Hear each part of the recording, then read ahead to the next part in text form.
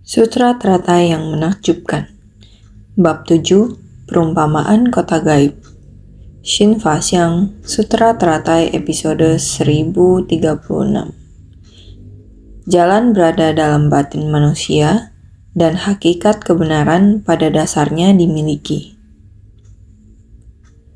Membangkitkan niat dengan tulus, di mana jalan berada pada saling memurnikan batin antar sesama manusia. Niat kebajikan seperti air di dalam tanah. Itulah kebajikan cemerlang yang hakiki. Dengan niat baik dan tulus dalam menangani urusan, sehingga antar sesama harmonis dan perilaku diri sendiri terkoreksi. Sumber dharma adalah hakikat kebenaran yang pada dasarnya dimiliki. Sifat pencerahan yang memenuhi seluruh alam semesta. Dapatkah memahaminya? Antar sesama manusia, kita harus tulus terhadap satu sama lain.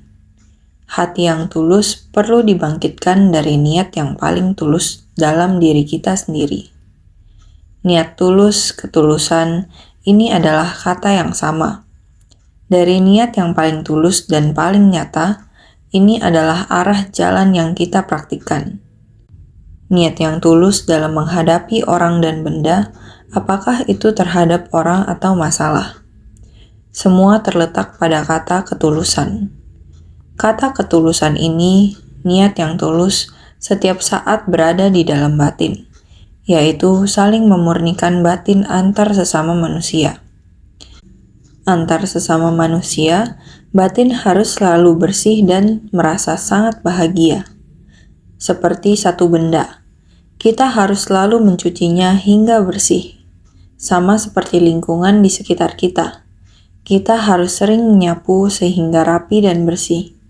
Tidak ada tumpukan sampah, tidak ada benda yang kotor, tidak ada air yang tercemar, yang tergenang sedemikian. Ini ibarat kita manusia tidak memiliki kerisauan dalam batin. Selalu membersihkan batin kita dengan niat yang tulus seperti ini. Berinteraksi dengan orang dengan niat yang tulus, batin ini sangat bersih dan murni. Setiap hari kita perlu membersihkan batin kita. Terhadap orang-orang, menghadapi mereka dengan niat yang sangat tulus. Batin yang bersih tidak ada tercemar oleh pikiran kacau balau. Tidak ada niat pikiran yang tidak sesuai aturan. Kita dengan ketulusan ini menghadapi orang-orang, seperti bersih sepenuhnya, berinteraksi dengan orang dengan ramah dan baik. Jalan dari ajaran besar adalah menggemilangkan kebajikan cemerlang. Pada diri sendiri mengasihi sesama makhluk. Kata sin baru dan chin akrab. Kata sin adalah baru dan murni. Kata chin adalah akrab dengan orang lain. Hubungan antar manusia adalah murni, seperti ketulusan hati dan tak ternodai. Tidak memiliki hati yang keluar dari jalur. Demikianlah kita berhati lapang dan berniat murni, memperlakukan orang dan benda dengan hati yang tulus. Dengan cara demikian untuk mendekati orang lain, hubungan antar manusia adalah harus saling mendekat satu sama lain. Seperti ini adalah membangkitkan niat dengan tulus, di mana jalan berada pada saling memurnikan batin antar sesama manusia. Jika masyarakat kita bisa demikian, hubungan antar manusia adalah demikian saling mendekati, saling membangkitkan tekad kita, tidak ternodai, tidak memiliki pikiran rumit, dan tidak memiliki noda batin. Setiap hari adalah hari yang baru, senantiasa memperbarui batin kita, tidak membiarkan yang lama dan yang kotor. Kegelapan batin dan noda batin tidak tertimbun di dalam batin. Ini juga yang ingin kita latih. Setiap hari, batin kita harus memiliki hari yang baru. Kita ingin akrab dengan setiap orang. Inilah kita terjun ke tengah orang banyak untuk menjalin jodoh baik. Jika ini kita bisa melakukannya, maka pembinaan diri orang ini seharusnya adalah seorang praktisi yang sangat baik. Niat kebajikan seperti air di dalam tanah. Itulah kebajikan cemerlang yang hakiki. Sebenarnya, Kita manusia, alam semesta, semuanya tidak bisa hidup tanpa air, sama dengan kita manusia. Manusia tidak boleh tidak memiliki niat kebajikan. Orang berkata, manusia pada awalnya memiliki sifat bajik. Sejak lahir, kita sudah memiliki niat kebajikan ini. Setiap orang pada dasarnya memiliki sifat hakiki yang murni. Semuanya adalah niat kebajikan. Inilah niat kebajikan yang murni dan tulus. Niat kebajikan ini dimiliki oleh setiap orang. Ini seperti air di dalam tanah, bumi kita. Terdapat banyak makhluk hidup di bumi, termasuk manusia. Kehidupan manusia dapat dipertahankan. Begitu banyak sumber daya yang diberikan pada manusia, ini karena bumi. Bumi ini berisi persediaan air yang begitu banyak. Ada air di dalam tanah seperti kita. Setiap orang juga memiliki sebuah kebajikan cemerlang yang hakiki. Kebajikan yang semula dimiliki juga ada di dalam. Jalan suci dari pembelajaran agung mencerahkan kembali kebajikan yang semula dimiliki. Kita semua harus menekuni jalan kebenaran.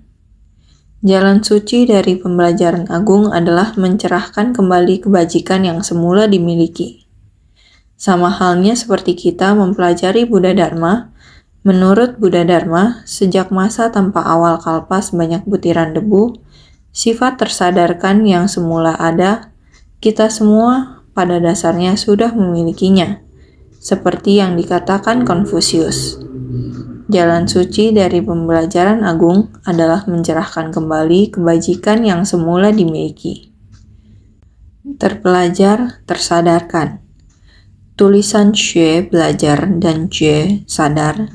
Terkadang kita sewaktu lagi menulis saat mau tulis kata Xue belajar, tanpa sadar kita bisa salah tulis menjadi kata Jue sadar. Terpelajar, tersadarkan. Jadi Konfusius berharap agar kita belajar dengan sungguh-sungguh. Belajar inilah jalannya, agar kita bisa memahami bahwa setiap orang memiliki kebajikan cemerlang yang hakiki. Kata Ming, menerangi adalah kata kerja. Menerangi artinya memahami. Ketahuilah bahwa setiap orang memiliki kebajikan cemerlang yang hakiki. Setiap orang memiliki sifat hakiki. Ini seperti apa yang dikatakan Sang Buddha kepada kita. Setiap orang memiliki sifat hakiki kebudaan. Jadi, kebajikan cemerlang adalah sifat kebudayaan kita. Juga seperti niat pikiran baik kita, sifat hakiki kita. Setiap orang memiliki sifat hakiki, sama seperti tanah yang selalu memiliki air di dalamnya. Beberapa hari ini saya sedang menyaksikan Taai TV kita, sedang memberitakan tentang Zimbabwe. Zimbabwe juga pada dasarnya adalah suatu negara yang sangat kaya. Berdasarkan sejarah baru-baru ini, terjadi petaka oleh orang sedemikian. Petaka akibat ulah manusia, sehingga mengubah kondisi Zimbabwe. Di tengah petaka akibat ulah manusia yang tanpa henti-hentinya, sehingga pada saat ini telah menjadi negara yang paling miskin. Sumber petaka ini berasal dari ketidaktahuan manusia, berasal dari batin yang tidak berada pada jalurnya. Maka saling menyebabkan musibah dan konflik akibat ulah manusia. Terjerumus hingga seperti Zimbabwe saat ini. Seluruhnya sangat miskin. Miskin sampai pada tahap lokasi untuk anak-anak bersekolah pun sudah tidak ada. Kita juga melihat mereka menjadikan langit dan bumi sebagai tempat belajar dan mengajar. Duduk di atas tanah, di atas kepala tidak ada atap. Di sekeliling tidak terdapat dinding. Demikian sederhananya. Banyak terdapat pasir dan kerikil di atas tanah. Juga terdapat bebatuan besar maupun kecil. Demikianlah mereka duduk di atasnya. Mungkin sebelumnya terdapat tenda yang menutupi, akan tetapi telah usang, telah koyak, berkibar-kibar mengikuti tiupan angin. Tenda yang telah rusak seperti berhelai-helai kain yang koyak, angin bertiup. Kain tersebut juga koyak. Tiupan angin yang kencang seperti ini, guru di bawah tenda tersebut, papan tulis yang semula berwarna hijau telah berubah menjadi berwarna abu-abu. Setiap akan memulai kelas, anak-anak akan memanjat, naik ke atas kursi atau memanjat tangga untuk menggantung papan tulis tersebut. Digantung di bagian pinggir. Yang telah ditulis oleh guru digantung di tempat yang tinggi. Anak-anak hanya memiliki buku tulis berwarna putih dan pensil yang pendek untuk menulis. Anak-anak sangat serius terhadap tulisan di papan tulis yang ditulis oleh gurunya. Dari buku pelajaran, satu persatu dicatat oleh anak-anak. Mencatat sendiri ke dalam buku tulis. Buku pelajaran yang demikian benar-benar tulisan mereka sangat indah, karena anak-anak bersungguh hati. Mereka tahu, jika tidak sekolah, dapat dipastikan seumur hidup ini, bahkan sampai generasi ke generasi berikutnya, semuanya buta huruf, dan semua orang akan hidup miskin dari generasi ke generasi. Yang harus diperjuangkan oleh mereka sekarang adalah orang tua harus menyekolahkan anaknya. Mereka mengerti bahwa pengetahuan dan sekolah sangat penting. Hanya dengan demikian dapat menciptakan masa depan yang lebih baik. Anak-anak muda yang diharapkan untuk menciptakan masa depan, di samping sangat kekurangan pendidikan dan barang-barang materi. Dalam kehidupan mereka juga sangat kekurangan air. Sepanjang tahun jika tiba musim kemarau, mereka sangat khawatir akan nyamuk, akan membawa wabah dan penyakit. Karena ketidakadaan air bersih, maka setiap kali Satuan Chu pulang ke Taiwan, selalu mengatakan, kekurangan air, butuh air bersih. Dari manakah air? Apakah terdapat air di bawah tanah? Ada air. Namun harus menggali sumur. Sumur yang digali oleh mereka dengan menggunakan tenaga manusia sehingga tidak cukup dalam. Air dari sumur yang dangkal sudah tercemar karena perilaku mereka yang kurang higienis. Tidak terdapat toilet sebagai sistem pembuangan limbah yang baik, sehingga mereka membuang kotoran di mana saja. Tanah sekitarnya menjadi kotor. Maka air yang terdapat di permukaan semua tercemar. Ingin mendapatkan air yang bersih harus menuju ke bagian yang lebih dalam lagi. Untuk mendapatkan air yang dalam membutuhkan mesin untuk mengebor sumur. Maka kita menyampaikan kepadanya, pergilah upah orang untuk mengebor sumur. Sampai sekarang sudah mengebor 20-an sumur bor. Melihat mereka sedang mengebor sumur, sudah ada air. Muka semuanya mulai tersenyum. Air sekarang ini air yang diambil dari sumur yang dalam. Dibandingkan dengan mereka sebelum ini pergi mengambil air di genangan air dangkal. Semuanya itu adalah air yang ada nyamuk. Dibandingkan dengan air yang jernih ini, hati kita sudah lebih tenang. Masih akan terus menggali sumur yang lebih dalam. Sementara ini masih menggunakan tenaga manusia. Setengah tenaga manusia, setengahnya mesin mengebornya. Mengebor demikian membuang banyak waktu dan tenaga. Kita di Taiwan mewakili mereka melakukan penelitian. Harus bagaimana lebih mekanisasi dan juga bisa menjaga lingkungan. Tidak perlu memakai minyak. Bagaimana agar mereka lebih mudah dapat mengebor air sumur yang dalam. Saat ini kita masih terus melakukan penelitian. Juga berpikir air ini sebenarnya melihat air bersih apakah benar-benar bersih atau apakah tercemar. Sekarang pertama-tama adalah mau memberikan mereka satu mesin penjernih air. Dikatakan air meskipun jernih, kita masih memberi mereka satu mesin saringan pembasmi kuman. Tidak ada air yang berbakteri. Air yang mentah sudah langsung bisa digunakan. Air yang aman.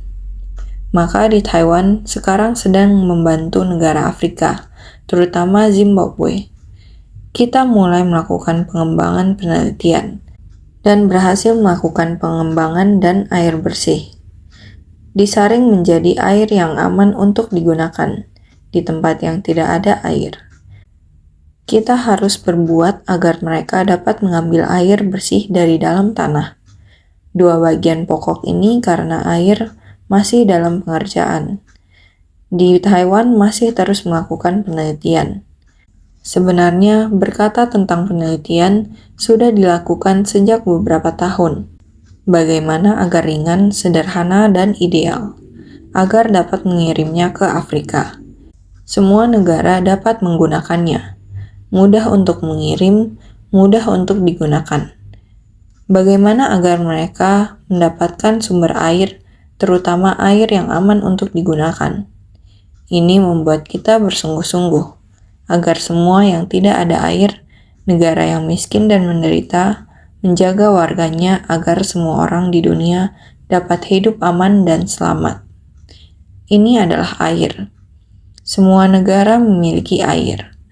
Air ada di dalam tanah. Sama halnya dengan manusia, air sama seperti sifat hakiki manusia. Air di atas gunung yang tinggi, di tempat yang tinggi juga sama. Di atas gunung ada mata air. Lihat, berapa meter di atas gunung terdapat hutan dan pegunungan. Ada pohon besar yang dapat tumbuh di tempat itu. Sudah sewajarnya pohon besar menjadi besar, karena mendapatkan tanah dan air, sehingga pohon besar dapat tumbuh menjadi demikian besar. Di masa lalu, di daerah pegunungan yang tinggi, ditanam banyak sayuran hijau. Ini semua karena memiliki air. Tetapi orang-orang di pegunungan telah merusak pegunungan, menebang pohon-pohon dan menjualnya. Bumi menjadi kebun sayur. Jadi bumi telah dirusak. Dapat kita ketahui, di pegunungan juga ada air. Jadi air ada di bumi. Tiada tempat di bumi yang tidak ada air. Seperti kita manusia, setiap orang memiliki sifat hakiki kebudaan, seperti air di dalam tanah. Sama seperti setiap orang memiliki kebajikan cemerlang yang hakiki. Kebajikan cemerlang adalah sifat hakiki kebudaan. Buddha Sakyamuni mengatakan seperti ini. Konfusius juga mengatakan demikian. Meskipun Buddha Sakyamuni mengatakan setiap orang memiliki sifat hakikat kebudaan, Konfusius mengatakan kebajikan cemerlang hakiki, dan yang terpenting adalah kita memahami setiap orang memiliki kebajikan cemerlang hakiki. Ini seperti yang kita ketahui, setiap orang memiliki hakikat kebudaan. Prinsip kebenarannya adalah sama. Yang terpenting kebajikan hati kita, ketulusan hati kita. Niat kebajikan senantiasa ada di hati kita. Dalam berinteraksi dengan orang dan masalah, mendengarkan dharma, memahami prinsip kebenaran, berjalan mengikuti prinsip kebenaran, maka kita bisa kembali kepada sifat hakiki tatata yang murni. Dengan sendirinya akan memahami bahwa pada dasarnya setiap orang dari kita memiliki sifat Buddha. Oleh sebab itu, kita harus dengan niat baik dan tulus dalam menangani urusan. Ketika berhadapan dengan sesama, kita harus menggunakan niat baik. Niat baik artinya sangat bagus. Niat yang bajik. Memperlakukan sesama dengan niat baik dari dalam batin kita. Jangan ada sedikit pun niat atau pikiran jahat. Seharusnya kita memupuk terhadap orang lain dengan ketulusan, pikiran baik, dan niat baik. Dengan niat batin yang baik ini, memperlakukan orang lain dengan tulus. Ketika menangani urusan ataupun mengerjakan sesuatu, kita harus memiliki niat yang baik, melakukan tugas dan memenuhi misi kita. Misi apa yang Anda laksanakan di kehidupan Anda sekarang? Bersumbangsi kepada masyarakat, kita harus berusaha yang terbaik dalam tugas kita. Apa yang seharusnya kita lakukan harus dengan niat baik dan tulus. Melakukan tugas dengan niat hati yang tulus, sehingga antar sesama harmonis dan perilaku diri sendiri terkoreksi. Dan karakter moral kita telah tercapai. Jika Anda seorang ilmuwan, Anda akan bersungguh hati untuk mengerti ilmu-ilmu. Hal-hal yang menyebabkan orang terluka harus dihindari. Jangan terus dilakukan. Ini adalah yang akan dilakukan oleh ilmuwan yang memiliki hati nurani. Ada beberapa orang yang menyadari bahwa jika hal ini terus dikerjakan, akan menyebabkan bahaya pada manusia. Terus terang, semua barang yang kita gunakan sekarang telah merusak bumi. Banyak barang yang telah diproduksi. Jika kita menggunakan barang-barang tersebut dengan bijaksana, menghargainya, menggunakannya dengan hati bersyukur, maka orang pabrik akan mengurangi produksi. Dengan demikian, tidak perlu untuk terus dipasarkan lagi. Kondisi batin manusia, jika bisa selalu dijaga dengan baik, selalu memiliki kebajikan dan moralitas, menyayangi benda, semua benda yang diciptakan yang bagus kita manfaatkan. Benda jangan asal merasa lama sudah diganti yang baru. Sekarang ini manusia sudah terlalu boros. Hanya selalu mencari dan mencari. Tidak tahu memupuk kebajikan. Hanya berpikir untuk mencari. Demikianlah hati manusia. Walaupun banyak orang demi industri dan bisnis melakukan riset, namun benda yang ditemukan, benda yang diciptakan, awalnya hanya ingin memberi sebuah kegunaan, namun kemudian menjadi kelewatan batas. Ini telah merusak ekologi. Sekarang ekologi sudah rusak. Efek rumah kaca sudah terjadi saat ini. Bahkan demam berdarah telah membuat orang panik. Sekarang ini bukankah telah menyebar dari selatan ke utara? Semua orang di dunia kesehatan juga mulai cemas. Anak-anak sudah akan mulai bersekolah. Banyak orang tua khawatir bagaimana mulai bersekolah. Apakah lingkungan sekolah sudah dibersihkan? Rumput liar dan sampah apakah sudah dibersihkan? Sekarang ini yang terjadi masalah semua orang, khawatir tentang lingkungan tempat anak-anak sekolah. Ini karena iklim sudah berubah hingga demikian. Semua orang hidup dalam kecemasan dan tidak aman. Jadi, kalau kita melakukan satu hal, harus tahu batasannya. Bagaimana melakukannya? Yaitu jalan tengah. Selalu menciptakan, selalu melakukan penelitian. Tidak ada batasnya. Tanpa henti melakukan pengembangan untuk mensuplai kepada manusia. Pemborosan tiada akhir. Ini adalah merusak bumi. Niat baik yang demikian berubah menjadi memberikan manfaat kepada diri sendiri. Terlalu berlebihan, terlalu serius memulai bisnis. Jadi banyak pengusaha. Sebenarnya, penderitaan karena kemiskinan, penyakit, kasus penyakit yang sangat langka dan lain-lain terus-menerus ditemukan. Ini tidaklah seimbang. Seandainya kita mempunyai niat baik dan tulus dalam melakukan suatu hal, dengan sendirinya akan memberi kemudahan bagi kehidupan.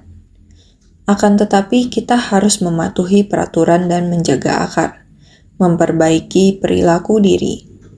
Hal yang tidak baik kita singkirkan, niat yang baik kita simpan. Niat tidak baik kita singkirkan. Seperti barang yang sudah rusak, kerisauan dan kegelapan batin, semuanya dihapus sampai bersih. Jangan menimbun sampah lagi. Jangan menimbun air kotor lagi. Semuanya dibersihkan. Ini sama artinya dengan memperbaiki perilaku diri. Batin manusia harus benar-benar berpegang pada pikiran murni kita. Ketulusan, niat hati yang tulus, batin yang penuh pikiran bajik, arti dari kebajikan. Jika setiap orang demikian, dengan sendirinya kepribadian kita menjadi sempurna. Setelah sempurna, dalam melakukan suatu hal, memperlakukan orang dan menangani masalah, semuanya sangat sempurna. Terhadap barang materi sudah seharusnya yang harus kita sayangi, maka harus kita sayangi. Yang masih bisa digunakan, harus kita gunakan. Demikian baru akan mengurangi sampah, sehingga bumi menjadi jernih, dan benar-benar bisa mengirit sumber daya alam. Semua ini adalah ajaran dan pemikiran yang indah dari Konfusius dan Buddha Sakyamuni. Sumber dharma adalah hakikat kebenaran yang pada dasarnya dimiliki, sifat pencerahan yang memenuhi seluruh alam semesta. Sesungguhnya apa yang manusia perebutkan? Setelah memahami prinsip kebenaran, sumber dari dharma yang ingin disampaikan oleh kebenaran sejati adalah sifat tercerahkan. Kita harus kembali pada sifat tercerahkan. Sifat tercerahkan adalah kebenaran sejati yang memenuhi seluruh alam semesta. Kita harus memahaminya hingga tuntas, sehingga harus bersungguh hati dalam dharma dan bersungguh hati dalam jalan pencerahan. Dengan sendirinya, kebajikan kita yang jelas akan memahami tata. Prinsip kebenaran demikian dipahami. Apakah masih ada yang tidak dimengerti? Maka harus bersungguh hati. Naskah sutra sebelumnya mengatakan bahwa kita harus mendengarkan dharma. Dengan sendirinya, kita akan jelas tentang prinsip kebenaran, akan memahaminya. Maka naskah sutra sebelumnya mengatakan, tidak mendengar dharma dari Buddha dan senantiasa berbuat hal tidak baik, kekuatan penampilan dan kebijaksanaan dan lainnya semuanya berkurang. Dikarenakan benih sebab dan kondisi pendukung dari dosa kesalahan, kehilangan kebahagiaan dan pikiran bahagia. Berdiam pada ajaran berpandangan sesat, tidak tahu akan kebajikan, sikap atau aturan. Sutra Teratai Bab 7, Bab Perumpamaan Kota Gaib. Kita harus mencoba memahami prinsip kebenaran. Kalau kita kehilangan prinsip kebenaran, maka perbuatan kita akan menyimpang. Jika perbuatan kita menyimpang, maka karakter kita akan menjadi rusak. Perbuatan kita, pencitraan kita, akan kehilangan karakter manusia kalau kebijaksanaan kita menyimpang. Maka segala yang kita perbuat akan menjadi salah. Bila sebersit niat menyimpang, maka segala pikiran akan menjadi salah. Segala yang diperbuat adalah karma. Bila menciptakan karma buruk, maka dengan sendirinya moral dan kebajikan akan hilang. Dengan sendirinya jumlah orang baik yang ada di dunia akan semakin berkurang. Manusia terus ditutupi oleh berbagai lapisan kerisauan. Meskipun kita banyak uang sekalipun, kita tetap khawatir akan untung atau rugi. Dan bagaimana untuk mengembangkan semakin banyak bisnis? Di mana ada kebahagiaan? Jadi kita melihat, mereka yang benar-benar bertindak, bersumbangsi demi orang banyak, meskipun mereka mungkin saja miskin, mereka tetap melakukannya dengan sukacita, dengan gembira. Kalau kita bisa mengikuti prinsip kebenaran di dunia dan merasa puas dengan kehidupan kita dapat membantu orang lain, melindungi bumi ini, dan hidup dalam kerukunan dengan sesama. Kalau bisa demikian, barulah dapat disebut kehidupan yang sebenarnya. Jadi, naskah sutra berikutnya kembali mengatakan, karena tidak menerima bimbingan dari Buddha, mereka senantiasa jatuh ke dalam alam rendah. Buddha bertindak sebagai mata bagi dunia, hanya muncul setelah jangka waktu yang lama dan jauh, menaruh iba pada semua makhluk, makanya muncul di dunia, melampauinya dan mencapai pencerahan sempurna. Kami sekalian sungguh senang dan bersyukur. Sutra Teratai Bab 7, Bab Perumpamaan Kota Gaib. Kenapa kita tidak mendengarkan dharma dari Buddha? Syair sebelumnya mengatakan mereka tidak mendengarkan dharma dari Buddha, sehingga karena terhadap dharma Buddha kita tidak mendengarkannya dengan baik-baik, kita tidak menerima bimbingan dari Buddha. Dharma Buddha, kita tidak akan memahaminya kalau kita tidak mendengarkan dharma. Maka kita tidak akan memahami dharma. Maka dengan sendirinya tidak menerima bimbingan dari Buddha. Bila ini terjadi, maka kita senantiasa jatuh ke dalam alam rendah, tidak menerima ajaran dan bimbingan dari Tathagata. Bila demikian, maka kita akan senantiasa jatuh ke dalam alam rendah.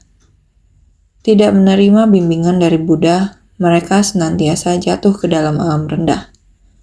tidak menerima bimbingan dari Tathagata, senantiasa jatuh ke dalam alam rendah, berdiam dalam kegelapan batin dan ajaran dari pandangan sesat, tidak tahu akan kebajikan, sikap atau aturan daripada orang suci, tidak menerima pengajaran dan bimbingan Dharma dari para Buddha.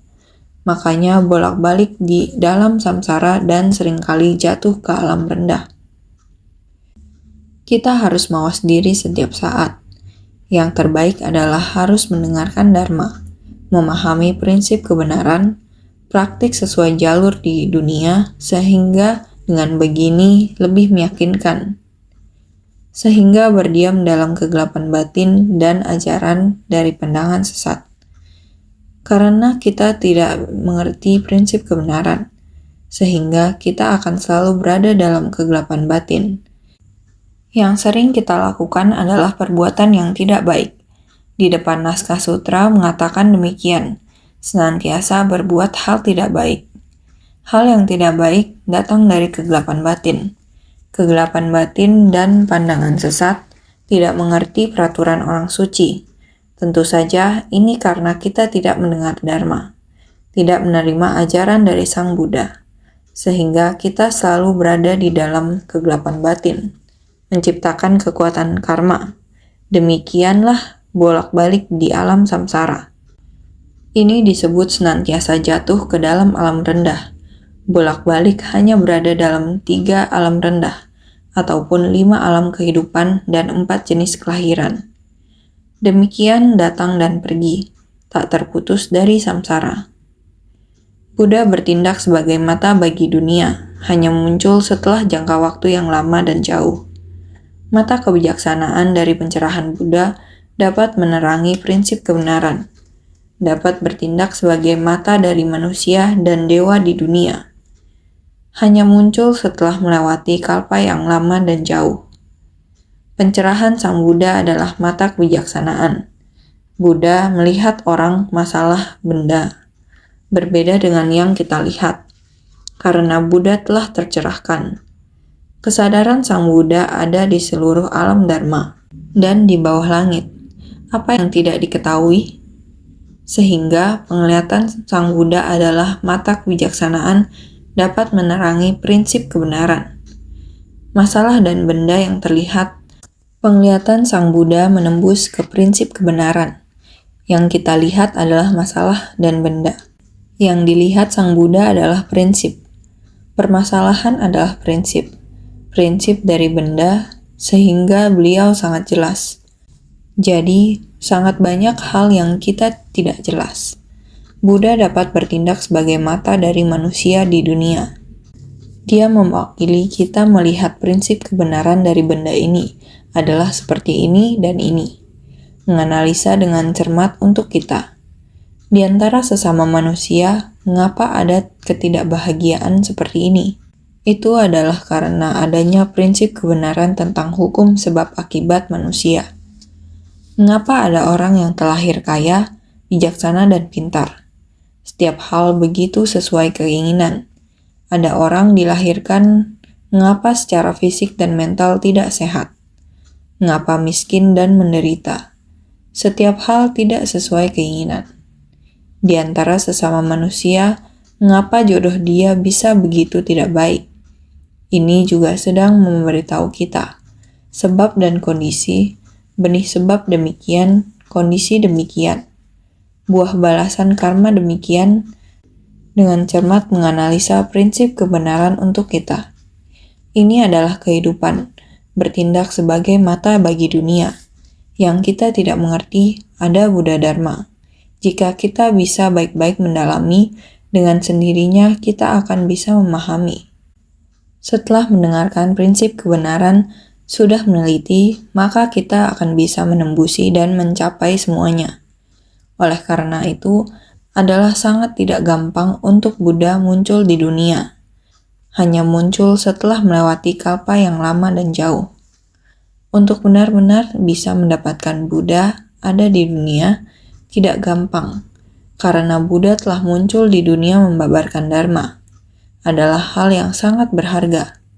Dharma berada di dunia adalah agar kita terus tanpa henti menyebarkannya. Jika semua orang bisa mengamalkan sesuai yang diajarkan, maka semua orang adalah berada pada jalurnya. Kebajikan, ketulusan, dan kebaikan hati, bila tetap berada pada jalur yang benar, tentu tidak akan terjatuh ke alam rendah. Setiap hari akan merasa gembira karena berpuas diri, berpengertian, dan bertoleransi, sehingga mengasihi antar sesama manusia. Ini baru benar-benar jalan kebajikan pada alam manusia. Saat Maha Brahma Sihkin dan Raja Brahma lainnya tiba di sana, mereka juga memberi persembahan dengan penuh ketulusan. Mereka juga memberi penghormatan dan memohon Buddha agar memutar roda Dharma. Menaruh iba pada semua makhluk, makanya muncul di dunia. Karena syair ini adalah dari para Raja Brahma, serta Raja Brahma Sihkin yang memimpin orang banyak, datang memohon Buddha agar memutar roda Dharma, sehingga juga dengan tulus hati memohon kepada Buddha. Menaruh iba pada semua makhluk, makanya muncul di dunia. Karena menaruh iba terhadap para makhluk yang selama jangka waktu panjang berada dalam ruang yang keruh, parah, dan gelap, batin dari para makhluk ditutupi debu delusi yang tebal. Itu sebabnya Buddha muncul di dunia. Mereka bukan memohon hanya demi dirinya sendiri, juga memohon demi semua makhluk di dunia.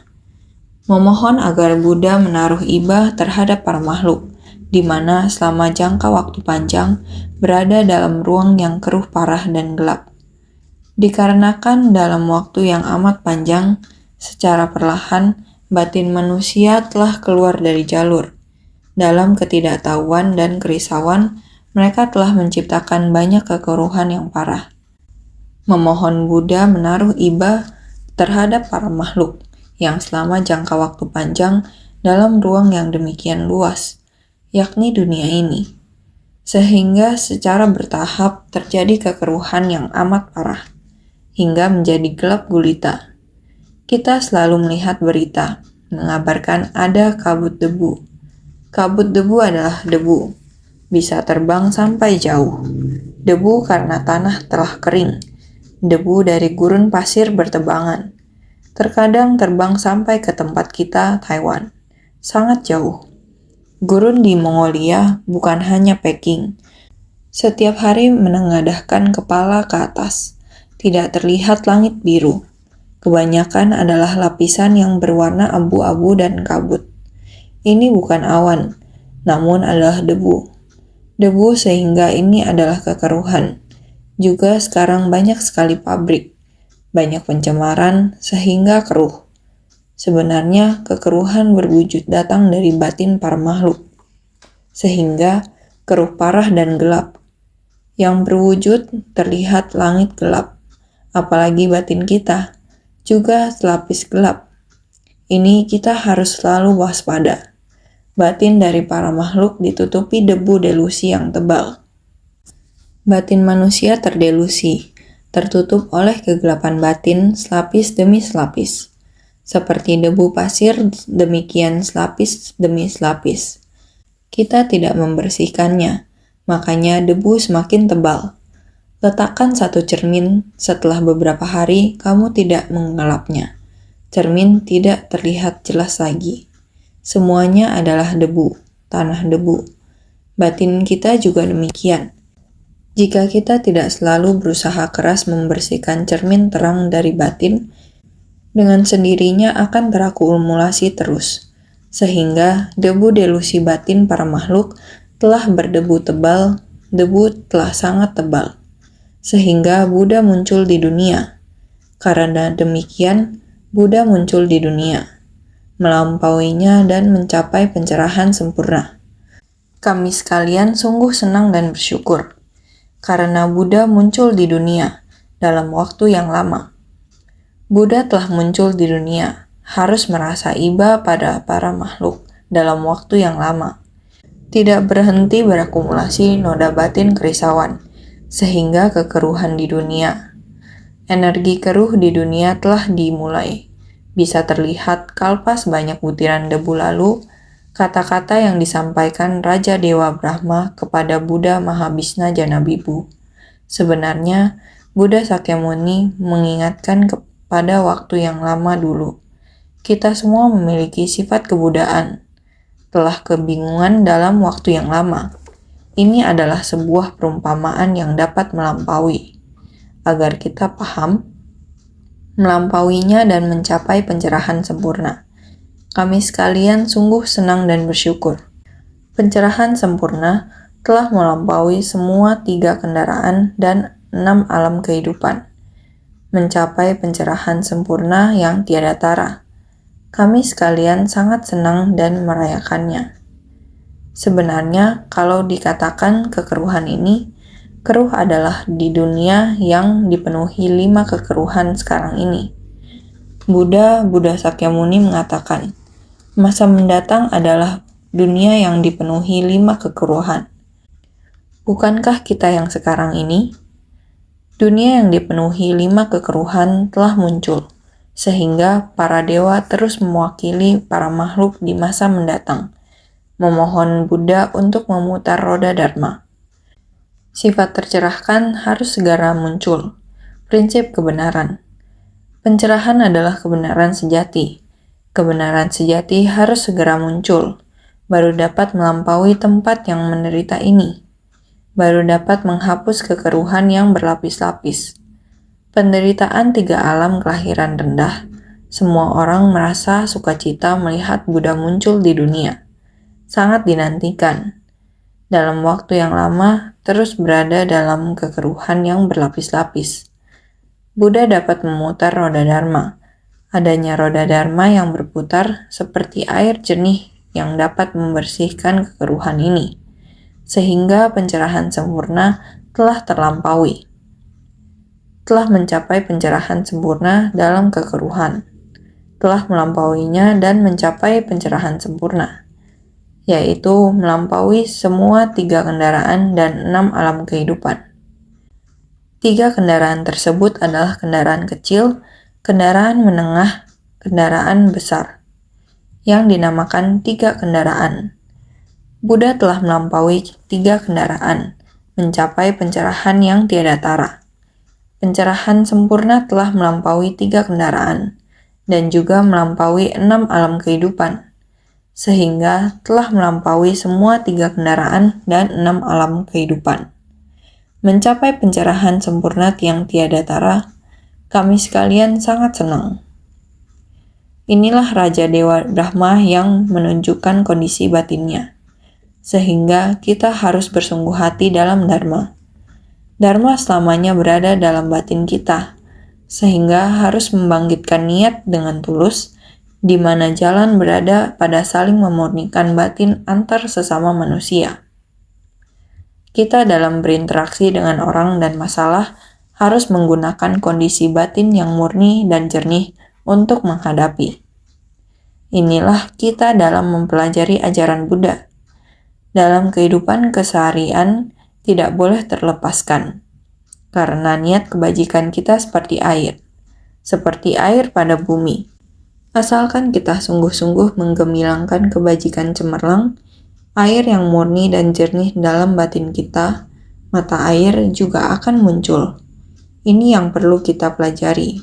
Berharap setiap orang dapat senantiasa lebih bersungguh hati.